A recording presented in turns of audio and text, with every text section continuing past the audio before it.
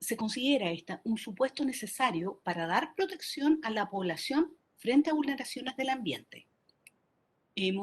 Ya se ha sentado, hay bastante acuerdo a nivel mundial, de que la preservación del ambiente es para los pueblos indígenas incluso más importante que para el resto de los pueblos, con lo importante que esto es, debido a la especial cosmovisión que ellos mantienen respecto del medio ambiente, en donde existe no solamente una dependencia de los recursos naturales que ellos contienen para mantenerse, porque practican en su mayoría economías de subsistencia, sino también porque existe un lazo espiritual de los pueblos en relación con la biodiversidad, con el medio ambiente. Ahora, lo que se exige desde Río, lo que se empezó a presentar desde Río de Janeiro, fue esta adecuada protección de la población frente a vulneraciones del ambiente, que se permita también hacer valer judicialmente la protección de derechos y que exista un adecuado resguardo de la ley. Y todo esto con miras a concretar el derecho a vivir en un medio ambiente libre de contaminación y garantizar el pleno goce del acceso a la información y la participación en asuntos ambientales. Nosotros últimamente hemos escuchado hablar mucho de acceso a la justicia con conocimiento en asuntos ambientales, porque recientemente entró en vigor, ustedes saben, en abril recién pasado, el Acuerdo Regional sobre Acceso a la Información, la Participación Pública y el acceso a la justicia en asuntos ambientales en América Latina y el Caribe. Es un acuerdo regional, pero no es el único. A nivel internacional, ya en el año 98, más de 20 años atrás, se presentó el convenio de Aarhus, digamos que es el texto europeo, sobre prácticamente lo mismo, acceso a la información, participación del público en la toma de decisiones y acceso a la justicia en materia de medio ambiente. Es prácticamente lo mismo. Ahora, cuando nosotros nos referimos a justicia con conocimiento en asuntos ambientales, estamos yendo incluso a un concepto precedente, incluso mucho más grande, como la justicia ambiental, ya que tiene un contenido valórico y que implica no solamente una repartición equitativa de las cargas ambientales, y esto ya estamos hablando de ecología política, que tiene un desarrollo bastante interesante en el último tiempo, sino que también se usa acceso a la justicia ambiental, se usa para referirse a aquellos tribunales que tienen conocimiento de asuntos ambientales. O sea, de hecho, el acuerdo de Escazú se refiere a la justicia ambiental en esos términos, más bien en términos judicial. Ahora, la justicia ambiental concebida judicialmente comprende no solamente los tribunales especializados, comprende también todos aquellos tribunales que tienen conocimiento de asuntos que dicen relación con el medio ambiente. Y en Chile, bueno, no, obviamente aquellos que son, o sea, el que tiene el conocimiento especializado en Chile son los denominados tribunales ambientales, que entraron en vigor recién hace 9 años, ¿no? En el año 2012 se crearon, pero no solamente ellos tienen conocimiento de este tipo de asuntos, también las cortes de apelaciones, los juzgados civiles en algunas materias y también aquellos juzgados de policía local en materia infraccional. Ahora, ¿qué es lo que ocurre? Que los tribunales ambientales son tres en el país. Uno está en Antofagasta, estamos hablando de miles de kilómetros del lugar de donde yo les hablo, hay otro en Santiago y hay uno en Valdivia. Valdivia estaría un poco más cerca. Sin embargo, en las cortes de apelaciones hay una cuestión que hay que considerar que tienen presencia, existe una corte de apelación por cada región del país, ¿ya? Entonces, en cada capital regional existe una.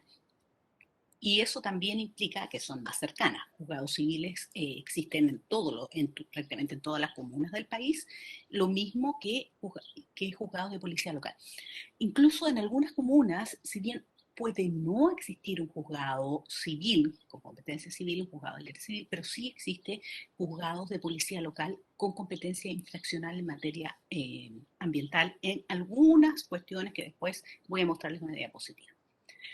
Y respecto de este acceso a la justicia ambiental, un aspecto interesante, sobre todo para nosotros, desde el punto de vista que estamos ubicados en esta región con gran presencia de población indígena. Lo mismo que en Colombia también tiene una presencia importante y normativa y bastante interesante sobre pueblos indígenas. De hecho, como le comentaba ahí a Yohaini, cómo conocía la Guajira en el norte de Colombia, en donde existe una gran presencia también de pueblos indígenas. Y ¿cuál es el problema que enfrentan los pueblos indígenas, así como otros grupos que también pueden resultar similares en cuanto a vulnerabilidad? Uno de los problemas es la asimetría. Ya consideremos que en los conflictos ambientales, uno generalmente es el dueño del proyecto y por ende el que lo presentó, que lo desarrolló y quien lo conoce en su totalidad. Ya puede ser incluso una gran empresa incluso transnacional, y por la otra parte, nosotros tenemos comunidades locales, comunidades de campesinos, de pescadores, recolectores, y muchas de estas comunidades también son pertenecientes a pueblos indígenas. Entonces, esto implica no solamente que existe una asimetría en cuanto a la información relativa al proyecto, sino que también tenemos un problema de recursos humanos, materiales, económicos, para poder cuestionar todos los aspectos del proyecto y sobre todo si estos proyectos pudieran afectar población que tiene carencias económicas, población que pudiera tener digamos, alguna situación de analfabetismo, de discapacidad, o bien, y que también en la tarde vamos a hablar de eso, pueden ser mujeres, ¿ya? Entonces tenemos situaciones asimétricas en donde una de las partes pudiera ser, bueno, el proponente, y la otra pudiera ser una parte que se encuentra incluso en una situación de multifactoriedad en cuanto a su vulnerabilidad. Es decir, o sea, hay varios factores que influyen en que este grupo de personas que son afectadas por el proyecto puedan ser vulneradas o vulnerables, ¿ya?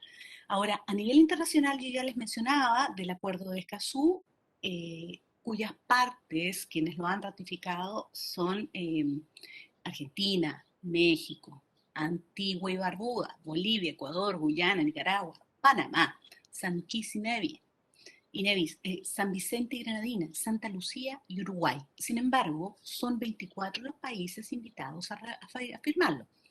Y miren, ustedes deben saber, ocurrió mucho por la prensa, que Chile no lo ha ratificado, pero también están ausentes Brasil, Colombia, Venezuela, Perú, Bolivia, bueno, países que comparten en cierta medida eh, el territorio del Amazonas, ya países megadiversos.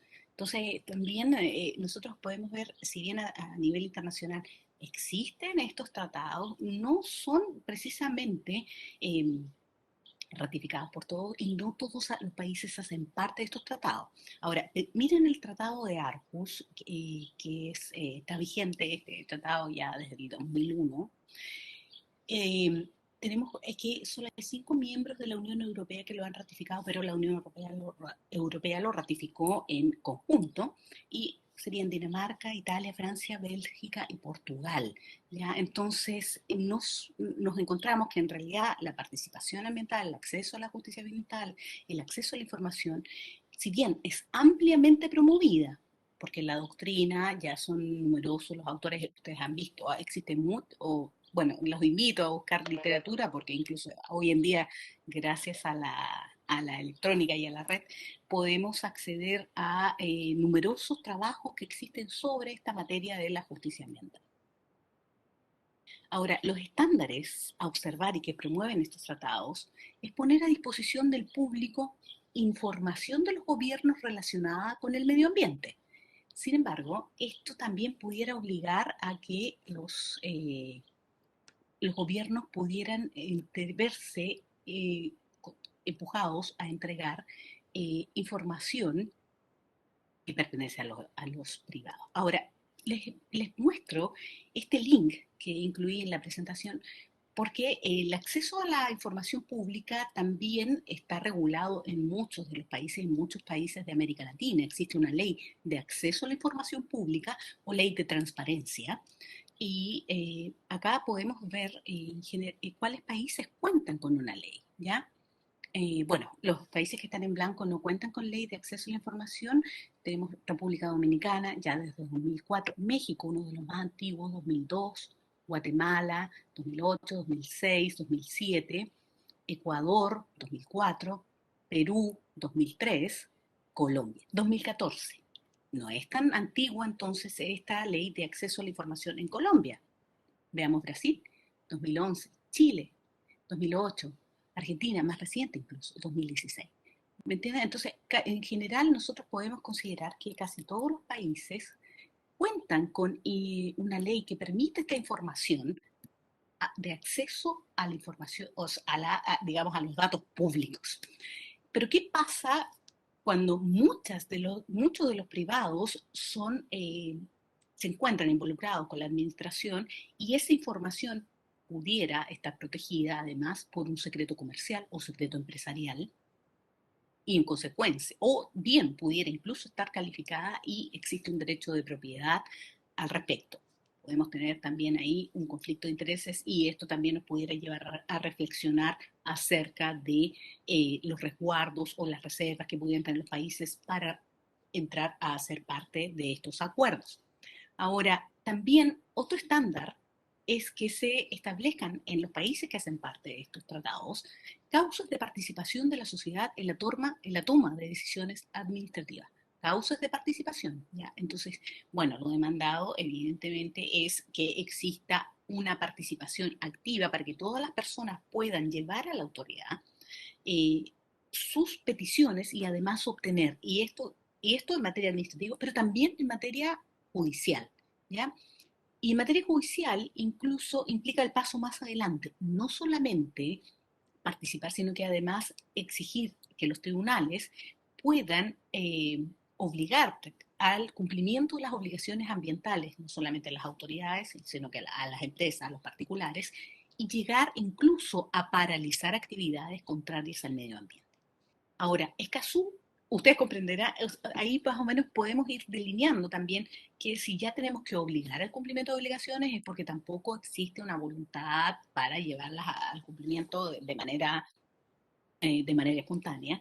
Entonces, los conflictos ambientales en general tienden a ser duros y Escazú incluso va bastante más allá porque establece por primera vez la protección a los activistas ambientales, la protección de sus derechos fundamentales. De hecho, existe bastante preocupación por la vulneración de los derechos de activistas ambientales. Ahora, respecto de estos conflictos que yo les iba mencionando y que en general tienden a exasperarse en el sentido que se han ido incluso endureciendo en los países, las hipótesis más aceptadas de por qué se producen deficientes niveles de participación en la toma de decisiones sobre proyectos que puedan afectar a las poblaciones involucradas.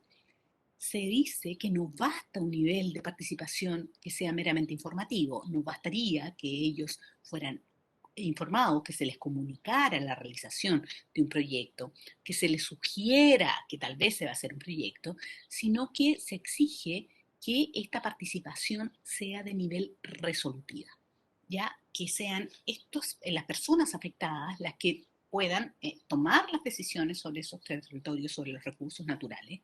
Y en relación con los pueblos indígenas, consideremos que el convenio 169, que en Chile está vigente ya desde 2009, exigiría la consulta en determinados casos, ¿ya? De los que habla el convenio y además en determinados casos, como por ejemplo la bioprospección de minerales, eh, la modificación de la capacidad para enajenar tierras, para disponer de las tierras, también se refiere a la disposición de recursos naturales y también deja abierta la puerta a aquellos casos en que exista decisiones administrativas o legislativas que pudieran afectarle.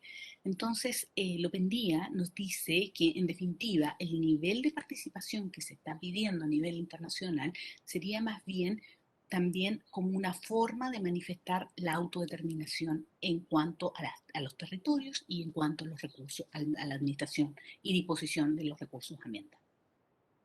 ¿Cómo se ve el panorama en Chile en cuanto a acceso a la justicia? Bueno, uno de los aspectos evidentemente es el acceso a la asesoría letrada. Nosotros acá tenemos, por fortuna, existen organizaciones que prestan gratuitamente asistencia jurídica y también representación judicial a aquellas personas que no pueden procurárselas, entre las cuales estarían los grupos vulnerables, como las corporaciones de asistencia judicial, las clínicas jurídicas de todas aquellas universidades que tienen facultades de derecho o carreras de derecho, el recientemente creado Instituto Nacional de Derechos Humanos, también hay organizaciones de la sociedad civil, también hay programas de defensa jurídica de organismos públicos, como por ejemplo el de la Corporación Nacional de Desarrollo Indígena, la CONADI, que tiene también su programa de asistencia jurídica. ¿Cómo estamos en cuanto a derecho y deber de que el proceso sea un instrumento de acceso para acceder a la justicia con mecanismos judiciales o procesales que permitan efectuar solicitudes, descargos, ofrecer, refutar pruebas? Tenemos esos procedimientos, se encuentran tanto establecidos en la Ley General de Bases del Medio Ambiente, tenemos una institucionalidad ambiental, tenemos también esta justicia constitucional que yo les mencionaba, que se verifica ante las Cortes de Apelaciones. Y además la idea, sí, es que estos procesos permitan obtener en una sentencia con recursos procesales que puedan impugnar las decisiones judiciales que no dejen conformes a las partes. Y sobre eso sí, vamos a ir viendo cómo ha ido la situación, porque es fácil decir, no, tenemos eso, tenemos lo otro, sin embargo los resultados puede que tal vez admitan un estudio, una revisión o sugerencias respecto a estos resultados. Y sobre todo en cuanto a lo que dice relación con una recepción favorable por parte de la judicatura, sobre todo cuando se trata de grupos vulnerables que concurren a la justicia, porque es ahí donde se ve si existe una tutela efectiva y un goce pleno de los derechos en igualdad ante la ley, ¿ya? Y este elemento hace que exista o, o es este el elemento que se cuestiona a los poderes judiciales en general y que se está frecuentemente observando. Ahora, en cuanto a la dificultad en concreto, ya en 1999, estamos hablando casi 20 años atrás, Peña señaló que por parte de los sectores populares habían tres factores que eran importantes para acceder a la justicia para ellos. Primero era el formalismo. ¿Ya? Nosotros sabemos, como facultades de derecho, que el derecho procesal es extremadamente formal. ¿Ya? Además, hace parte del derecho público. También se quejaban de una falta de adecuación legal, y esta ya digamos, es un factor bastante más profundo. Y esto también, en este estudio también se manifiesta que existía una falta de acceso a una atención profesional eficiente, o sea, una falta de acceso a asesoría eficiente. En el caso de la justicia ambiental, además, consideran ustedes que tiene que ser una asesoría especializada. Y todos estos factores inciden en un debilitamiento de la confianza de los chilenos que deben acudir a la justicia civil, ya, lo que igual es un aspecto a considerar, sobre todo en la mantención de instituciones sólidas y en la estabilidad de la democracia. Es fundamental que los países que están, digamos, dentro de, o sea, los países que mantienen su Estado de Derecho tengan una judicatura, un poder judicial que sea concebido en términos accesibles para la población. Ahora, eh, porque además esto genera desconfianza en el sistema. Los sistemas judiciales son engorrosos, son caros, son poco transparentes. ¿Para qué voy a ir a la justicia? ¿Ya? Entonces esto obviamente ocasiona cuestionamientos a los sistemas judiciales. Ahora, ¿cuáles serían los desafíos ya de la justicia ambiental más en concreto? Vamos de lo más grande a lo más pequeño, ¿no? Bueno, la CEPAL el año pasado identificó un problema en legitimación, o más bien un desafío en cuanto a la legitimación para el acceder, digamos, a la justicia ambiental, costos, distancia y complejidad técnica. Y que esta complejidad técnica está relacionada también con la asesoría especializada. En cuanto a legitimación, tenemos el desafío de que quien tiene que recurrir a la justicia sea personalmente agraviado por la afectación del ambiente. ¿ya? Para ser titular de un derecho, de una acción que permita solicitar la tutela o la custodia o la protección de un derecho, se exigía, sobre todo inicialmente, que la persona fuera agraviada de manera personal por la afectación al ambiente. Y en esto hay que considerar que no todos los ordenamientos jurídicos admiten la existencia de un interés público general ni tampoco las demandas colectivas. Esto más bien es excepcional en los ordenamientos jurídicos y está reservado para ciertos casos especiales, como por ejemplo, acá yo les menciono, el de la Ley Orgánica de Municipalidades, que atribuye competencia a los municipios, incluso la posibilidad de representar a un grupo de vecinos, de personas que viven en esa comuna, al alcalde, para ciertas materias ambientales que tengan, digamos, que digan relación con este territorio comunal. Ahora, en esta misma legitimación, acá en Chile, lo que ha ocurrido es que la jurisprudencia, las sentencias judiciales fueron reconociendo con el tiempo un valor jurídico objetivo al ambiente, ¿vale? Decir, y les repito, prácticamente acá les cito una parte de esta sentencia que ya es del año 97, que son titulares del recurso, un recurso que intentaba proteger, digamos, invocaba la garantía de la protección al medio ambiente, de la protección al derecho a vivir en un medio ambiente libre de contaminación.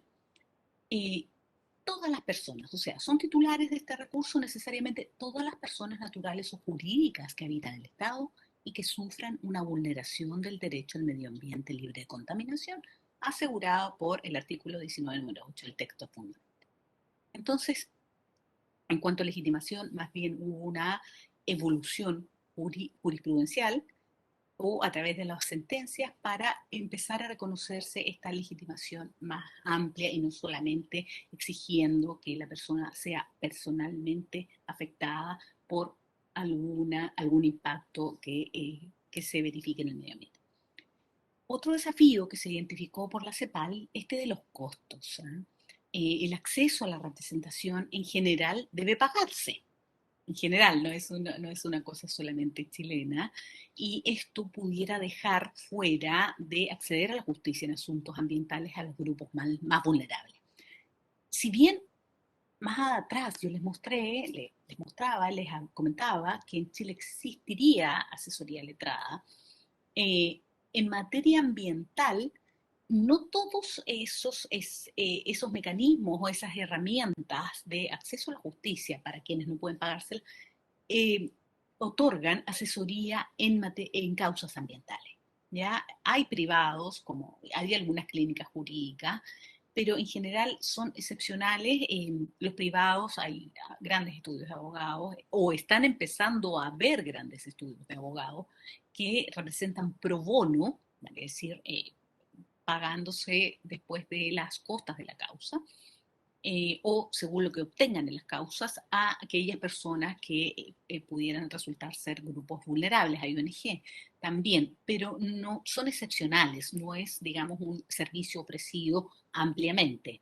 Y además, las personas o los grupos vulnerables, especialmente indígenas, que pudieran litigar, no están en la ley exentos de tener que pagar las costas de la causa, lo que implica también un desafío, o sea, implica ya que quien otorga la asistencia, tal vez ante una eventual duda o incerteza respecto de resultar ganancioso finalmente en la causa, de vencer, eh, no, si pudiera tener una incerteza de esto, tal vez va a preferir no efectuar la causa. Entonces esto ya también implica otro desafío. Eh, Hay que mencionar la distancia física. Generalmente los conflictos ambientales ocurren en zonas rurales, o no generalmente, pero muchos, también hay muchos urbanos evidentemente, pero muchos conflictos ambientales ocurren en zonas rurales. Entonces la población rural, tiene una distancia física de aquellos centros donde se otorga asesoría, donde se pueden impetrar las acciones, y esto también implica una dificultad en el acceso a la justicia ambiental. La tecnología ha ayudado, pero en zonas rurales también. La tecnología es más restrictiva y esto limita no solamente el poder contar con ciertos servicios que se otorgan a través de las tecnologías, sino que también contar con la información que está disponible en la red. En Chile, como les mencionaba, existen solo 3 tribunales ambientales. El ministro, don Sergio Muñoz, señaló que por ahora no se descarta en el futuro, señaló ya en 2014, que en el futuro se pudieran crear nuevos tribunales ambientales según las necesidades de la población.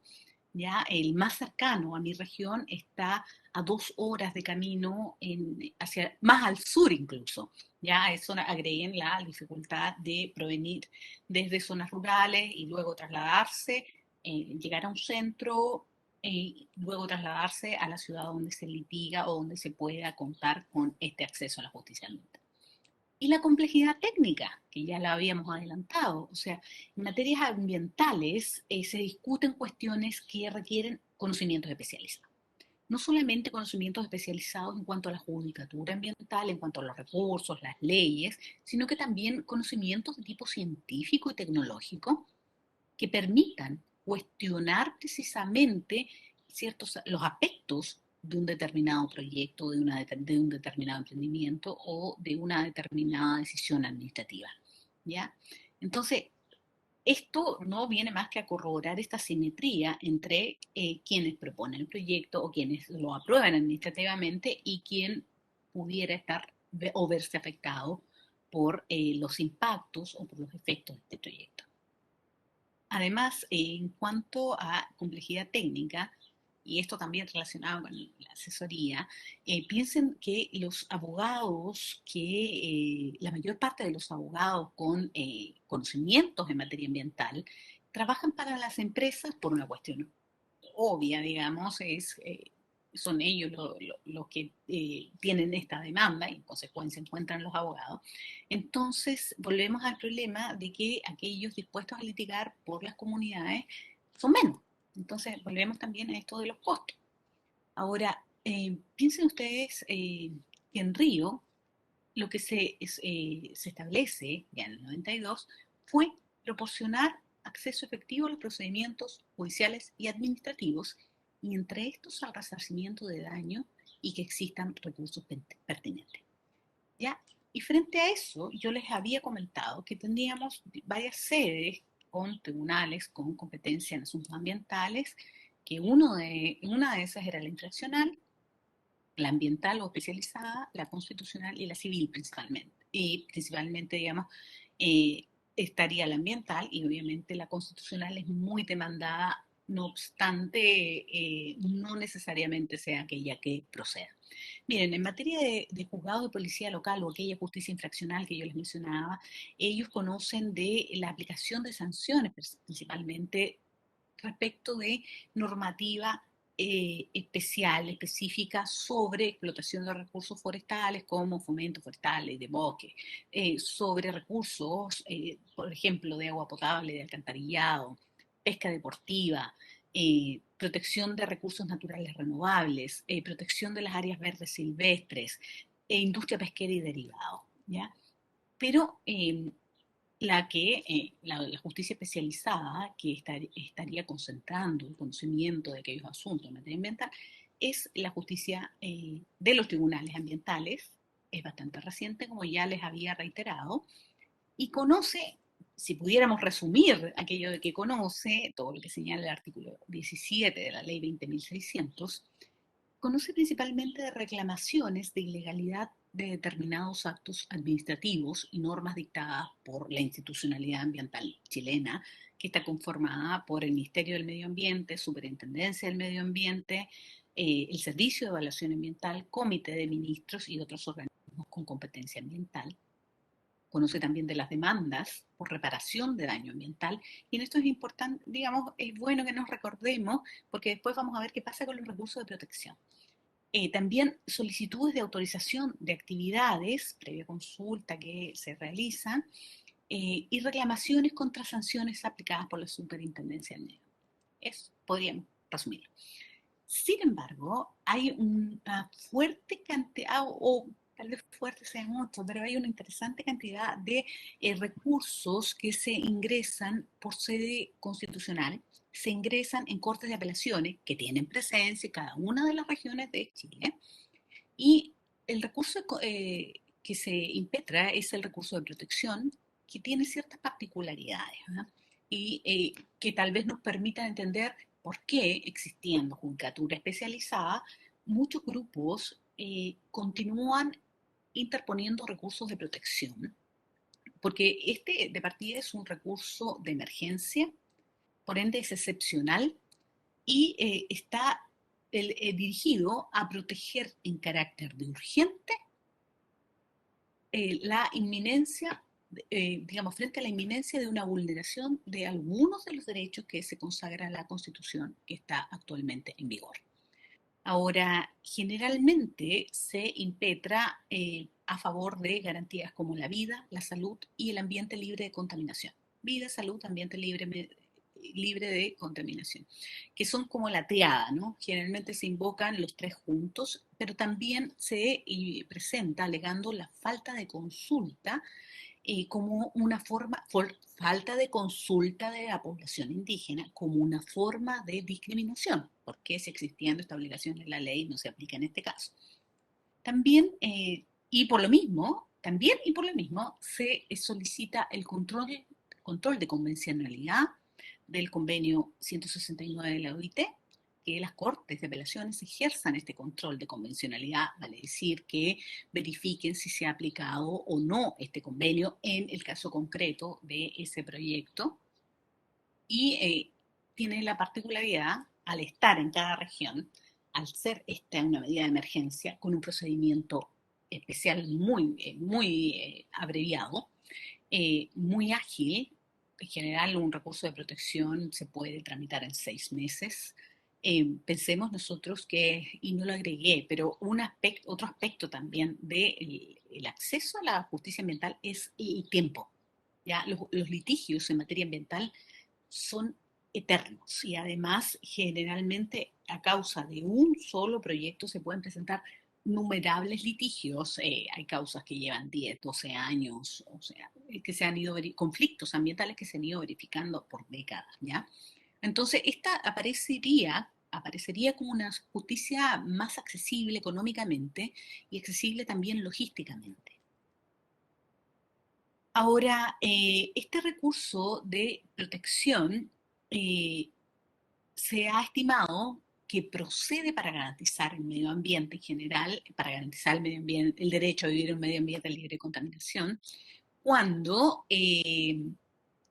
este se ve afectado por un acto u omisión ilegal imputable a una autoridad o persona determinada. No cuando existen derechos sobre los cuales pudiera haber controversia, no cuando existe un procedimiento especial que permitiera reclamar de lo mismo.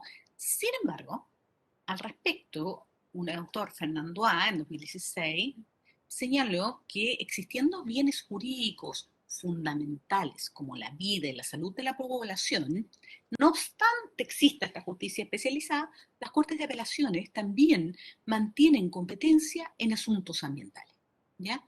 Eh, y aquí tenemos que recordar entonces qué es lo que en general se ha visto en el mundo que los pueblos indígenas han reclamado en la justicia ambiental. Acá está, para efectos de academia, les debo decir, aquí debía haber separado las diapositivas, pero lo importante es que lo tengan presente. O sea, generalmente los pueblos indígenas han reclamado de proyectos de inversión que causan contaminación en sus territorios por diversas fuentes, ya sea por derrame, por emisiones u otras, por uso intensivo de monocultivo. ¿Ya? Esto empobrece tiene un impacto de empobrecer la biodiversidad y con eso afectar sus recursos para la alimentación y para la salud principalmente. También reclaman por la invasión de tierras o territorios afectados a usos sagrados o tradicionales, como pudiera ser un vertedero, un lugar de recolección de medicina, de plantas medicinales. Y en los casos más extremos de lo que reclaman es el desplazamiento de poblaciones a raíz del proyecto. Ahora, por lo mismo, el proyecto que nosotros realizamos tiene una muestra, digamos, o sea, ¿qué es lo que recogimos? Recogimos las sentencias sobre estos recursos de protección o justicia constitucional que se presentó por comunidades o personas indígenas mapuche en el territorio jurisdiccional que ancestralmente es reconocido, ocupa el pueblo mapuche, en las Cortes de Apelaciones de Valdivia, Puerto Montt, Temuco, lo ampliamos también a Concepción, y al inicio, bueno, en general, al inicio recogimos 124 sentencias, 23 eran indígenas, aproximadamente un quinto de aquellos recursos de protección que invocan la garantía del derecho a vivir en un medio ambiente libre de contaminación, un quinto eran presentadas por personas o comunidades indígenas. Ahora, de ese quinto habíamos tenido solo 3 aceptadas, ¿ya? No eran muchas, después continuamos recogiendo, yo continué recogiendo sentencias hasta el año pasado, hasta el 2020, y aproximadamente llegamos a un total de 28 sentencias, 28 causas, y de estos solamente 3 recursos habían sido originalmente acogidos, uno en contra de una planta chancadora, estas que trituran piedras, que había sido acogido en la Corte Suprema, y les hablo de la Corte Suprema porque si el recurso de protección impetrado en la Corte de Apelaciones va mal, se puede apelar ante la Corte Suprema. ¿Ya? Entonces tendría estas dos instancias, obviamente. También uno en Valdivia se había cogido por el caso de, digamos, la contaminación del río Cruces por una planta de celulosa y otro en Puerto Montt por un vertedero. ¿Ya? Entonces, si nosotros vamos, estos fueron los acogidos, la mayor parte fueron desechados.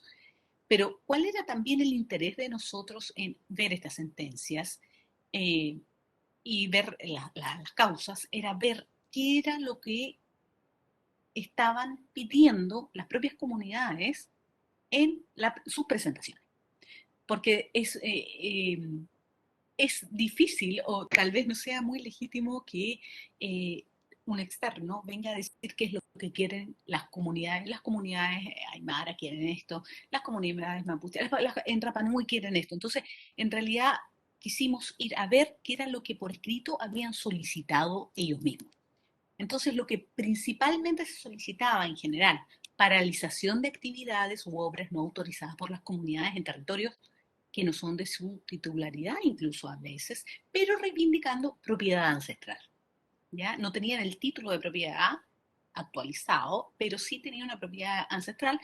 Y bueno, ahí hay todo un comentario. Recientemente la Corte de Apelaciones, la Corte Suprema reconoció un título ancestral invocado por comunidades mapuche en la octava región, un poquito al norte de acá. También invocaban la realización de procesos de consulta indígena en relación con el proyecto que se estaba promoviendo, un proyecto de inversión. También reclamaban, y esto es curioso porque reclamaban contra las resoluciones de calificación ambiental en varios de ellos, siendo que existe el tribunal especializado, ¿ya? Y esta reclamación en contra de esas resoluciones precisamente se debe verificar técnicamente, ¿eh? Desde un punto de vista técnico, se debe verificar dentro de lo que es la institucionalidad ambiental y todo un procedimiento, pasos. Y bueno, y ahí tendríamos que entrar a hablar de la participación ciudadana dentro del sistema de evaluación ambiental chileno, que nos da para otro evento. Y también reclamaba en contra de la reparación del daño ambiental. Si nosotros volvemos hacia atrás, a ver, acá, quiero encontrar la diapositiva acá, en que tendríamos una cierta coincidencia entre lo que se está reclamando en esta región a lo que se reclama también a nivel internacional. Ahora, encontramos varias sentencias, algunas de paralización de, digamos, varias solicitudes en que se rechazó la paralización de actividades u obras no autorizadas, pero hay una en este caso que se aceptó que les mencionaba, que es contra un vertedero. También estas que les mencionaba, que son muchas, las reclamaciones contra resoluciones de calificación ambiental en que le fue mal, como le fue con la extracción de recursos naturales, también le fue mal, salvo en una con la chancadora acogida por, que esta fue rechazada acá en la Corte de Apelaciones, en que se interpuso y acogida en la Corte Suprema, una por daño ambiental, obviamente también rechazada, y la otra de defensa del espacio costero también rechazada. Estas se las menciono, son algunas, o sea, son prácticamente las causas, casi todas, me faltaría incluir las últimas que recolecté, pero también hay que mencionar que a nivel nacional em, no es que la situación sea constantemente de rechazo a nivel nacional, evidentemente a través del sistema que está establecido, el sistema especializado, hay una tendencia también a la aceptación de los recursos. Bueno, que les quería mostrar las noticias también con este link criticado, ¿ah? Oh, no, se me fue hacia otro lado.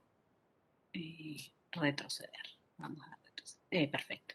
¿Ya? Entonces, esta es una noticia en donde la Corte, donde el Tribunal Ambiental, para también contarles que en los tribunales ambientales no es que todo vaya mal, no es que sean todos rechazados, fue acogida una reclamación en el Tribunal de Valdivia en contra de un proyecto de gas. Por lo, digamos, esta es la noticia, yo les muestro, esto pasó. Acá están criticando la sentencia por distintas razones, ¿no? ¿Ya? Y los quería llevar, porque lo que nosotros hicimos, a ver, fue llevar esto a un mapa, ¿ya?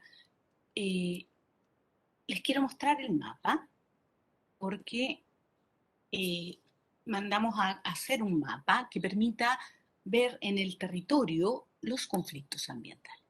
Esto lo vamos a poner a disposición después en la página del Instituto de Investigación en Derecho de la Universidad Autónoma para todo el que quiera usarlo.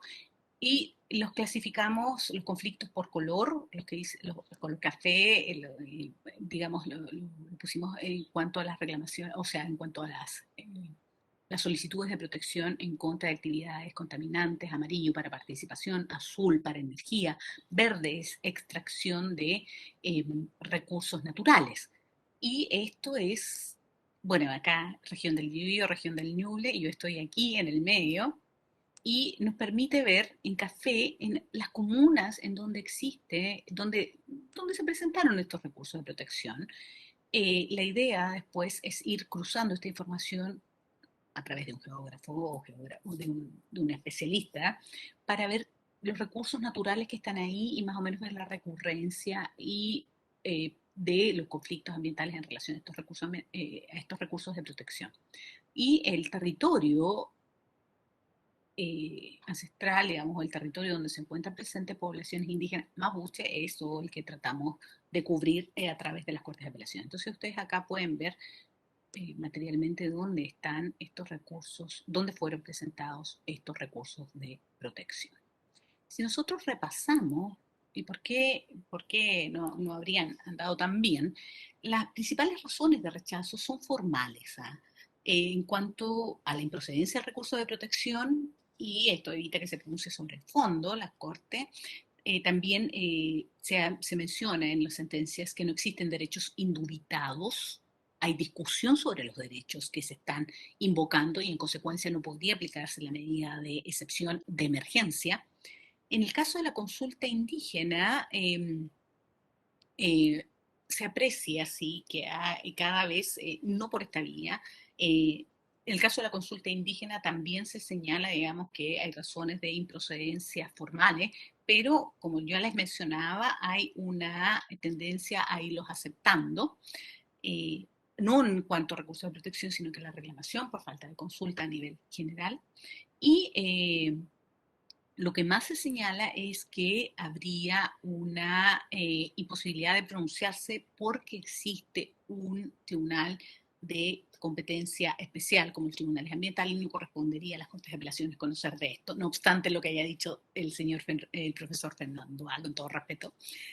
Eh, Esto es lo que han dicho los tribunales, ¿ya? Es como más o menos decirles la razón por la que son rechazados, porque hay este macizo rechazo. Sin embargo, lo que también podría estar en el fondo es una falta de asesoría letrada, tal vez haya una postura poco receptiva por parte de los tribunales del Estado chileno, tal vez podemos tener un problema, o sea, de hecho creo que esto pone de manifiesto que tenemos una deficiencia en cuanto al acceso a la justicia ambiental, en este caso la especializada. Tenemos tal vez un problema de diálogo intercultural entre dos mundos distintos, el mundo indígena y el de la sociedad en general, y tal vez pudieran haber otras razones desconocidas por qué existe todavía, se presentan tantos recursos de protección. Sin embargo, la tendencia actual es que han ido disminuyendo estos recursos de protección en materia ambiental. Ahora, si ustedes quieren ver otro mapa también y otra información, les recomiendo este del Instituto Nacional de Derechos Humanos, pero que se refiere, nosotros mapeamos, digamos, mapeamos nosotras, porque fue con una geógrafa, que mapeamos todos los recursos de protección en materia ambiental, todos, independiente del impacto que haya tenido esto en los medios de comunicación. El Instituto Nacional de Derechos Humanos tiene su información sobre aquellos que han sido, que tienen más impacto en los medios de masa, pero es interesante cómo en la región, en mi región, los que ellos relevaron, todos pertenecen a comunidades indígenas. Entonces ahí tenemos un trabajo que hacer, vamos a ver cómo va a ir en el futuro. Ustedes saben además que Chile se encuentra en un periodo de cambio de constitución y bueno, estamos escribiendo todo, vamos a ver la evolución. Para quienes hacemos investigación sabemos que nunca está dicha la última palabra y evidentemente esta es una situación dinámica que está cambiando. Y con esto, muchas gracias por escucharme, espero no haberme excedido el tiempo.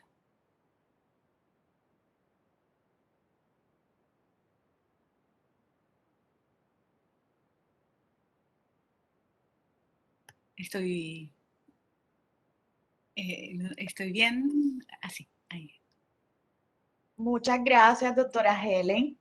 Muy agradecida por esa participación, por esa presentación tan importante en estos momentos. Bueno,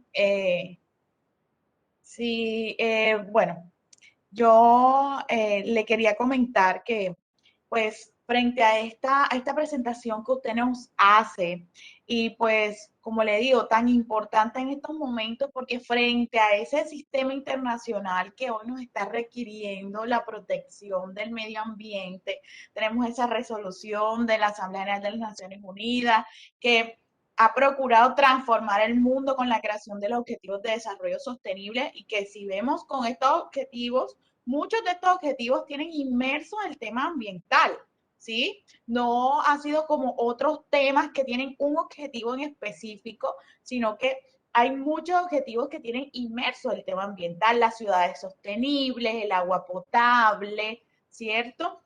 Temas como el derecho urbano que ya hoy tienen en cuenta todas estas estrategias internas para la protección del medio ambiente. Yo quisiera que de pronto usted nos comentara qué piensa usted sobre esta protección internacional que se ha establecido y este compromiso de los estados, pero que se ha transformado en políticas internas, en políticas públicas internas dentro de estos estados, pero que muchas veces se vuelven un poco difíciles para materializar hoy con el enfoque basado en derechos humanos, esas características del acceso, la adaptabilidad, la aceptabilidad, la participación, garantizan que el Estado se acerque al ciudadano y usted pues aquí nos hablaba de los pueblos ancestrales y por lo menos nosotros acá en Colombia hemos tenido situaciones con muchos pueblos indígenas que dentro del conflicto armado fueron afectados, ¿cierto? Fueron afectados en sus territorios por explotación, ¿sí? De minerales, por explotación medioambiental dentro de sus territorios, ¿sí? Entonces, quisiera que de pronto usted, no sé qué piensa al respecto de situaciones muy específicas de esta protección internacional que se traslada al derecho interno y que muchas veces es un poco difícil para los estados. Bueno, gracias por preguntarme, por su pregunta, Melissa. Bueno, comparto plenamente los objetivos de desarrollo, del desarrollo sostenible. que está impulsando las Naciones Unidas y efectivamente ahí encontramos, o sea, los objetivos son transversales. Eh, Esto está encaminado obviamente al objetivo de instituciones sólidas, pero también dice mucha relación con protección del medio ambiente, con superación de la pobreza. eh, Incluso podríamos relacionarlo con objetivos como ciudades sostenibles, ¿no? Ahora, a mí en realidad me agrada mucho que exista mayor preocupación.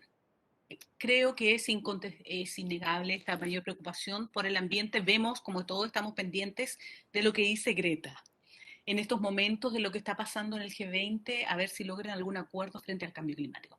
Pero más allá de eso, creo que todavía nos falta mucho, que tenemos países que tal vez tengan normativas muy buenas desde la perspectiva jurídica o perspectiva técnica, pero creo que justamente es en este aspecto de justicia ambiental en donde estaríamos flaqueando, porque no basta tener buenas normas, sino que también hay que aplicarlas bien. Entonces, por eso nos estamos concentrando un poco en ver cómo va esa aplicación y en qué medida se puede mejorar todo esto. Ahora, esto es educación.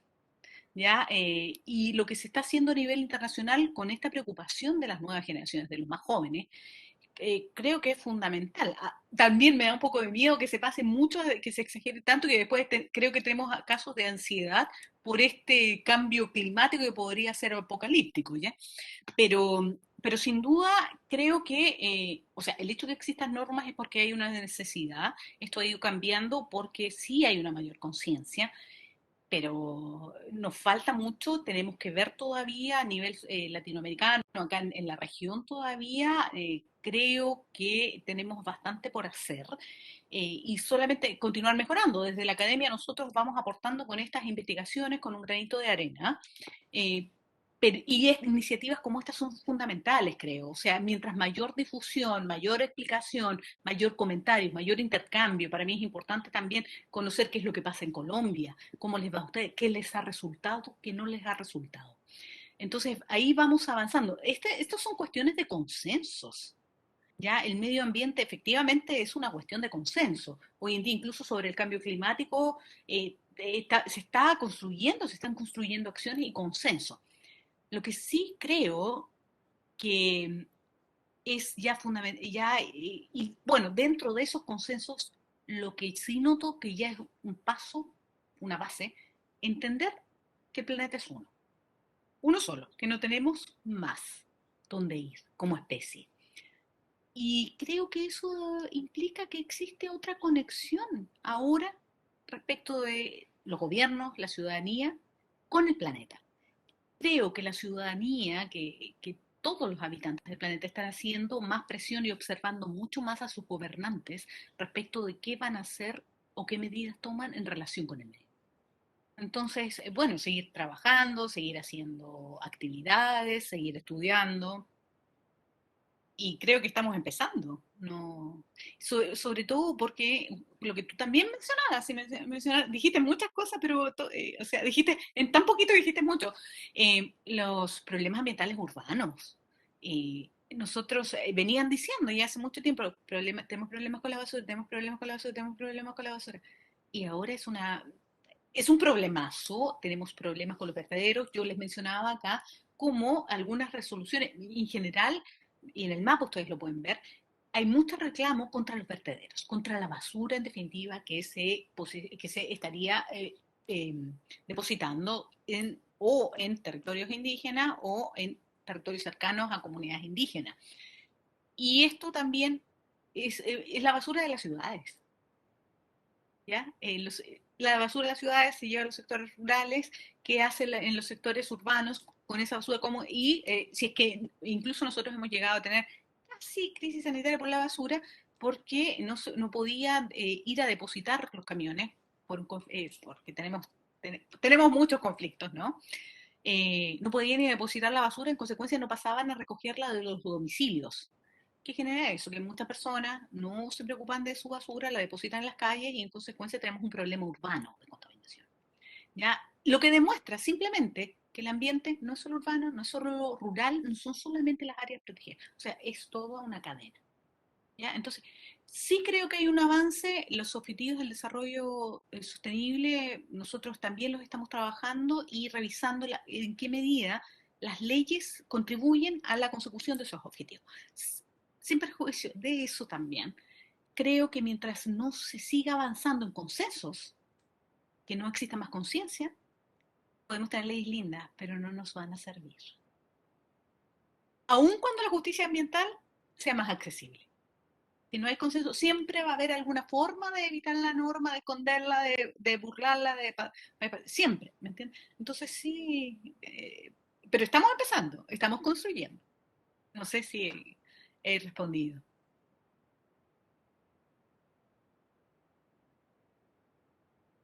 Sí, claro que sí, doctora, muchísimas gracias.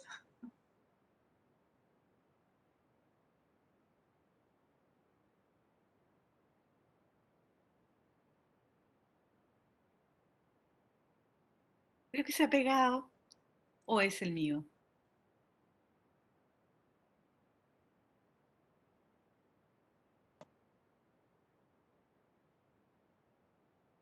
Sí, sí, se ha pegado un poco la transmisión.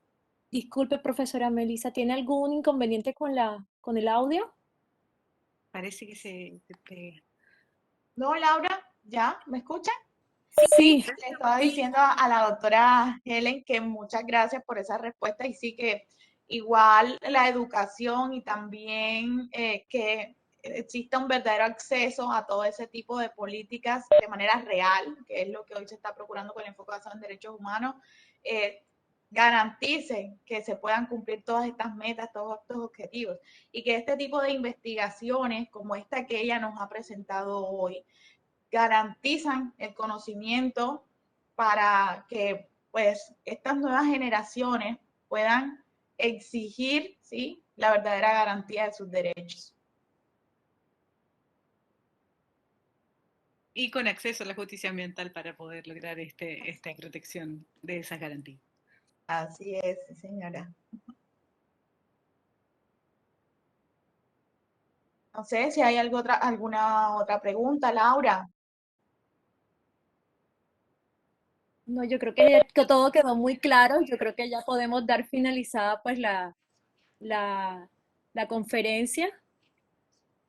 Ah, bueno, ya está Muchísimas Laura. gracias, doctora, por acompañarnos, a nuestra moderadora, la doctora Melissa, también muchísimas gracias a todos quienes estuvieron aquí conectados. Un gusto poder saludarla y que haya compartido también con nosotros.